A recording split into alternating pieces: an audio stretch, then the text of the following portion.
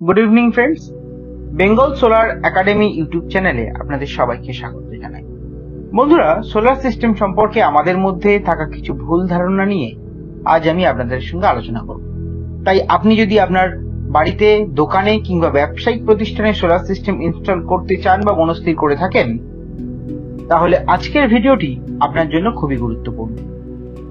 আমাদের মধ্যে বেশিরভাগ লোকই ভাবেন তাপমাত্রা যত বেশি হবে সোলার প্যানেল তত ভালো বিদ্যুৎ তৈরি করবে, কিন্তু এটা একদমই ঠিক কথা নয়। এসটিসি অর্থাৎ স্ট্যান্ডার্ড টেস্ট কন্ডিশনে সোলার প্যানেলের ক্ষেত্রে আইডিয়াল টেম্পারেচার 25°C, অর্থাৎ 25°C পর তাপমাত্রা যত বাড়তে থাকবে সোলার প্যানেলের কার্যক্ষমতা অর্থাৎ আউটপুট তুলনামূলকভাবে কিন্তু কমতে থাকবে। এর একটি নির্দিষ্ট ফর্মুলাও আছে।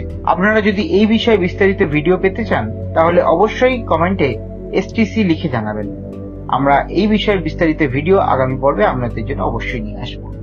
ধন্যবাদ বন্ধুরা, ততদিন ভালো থাকবেন, দেখতে থাকবেন বেঙ্গল সোলার একাডেমি। জানতে থাকুন, শিখতে থাকুন।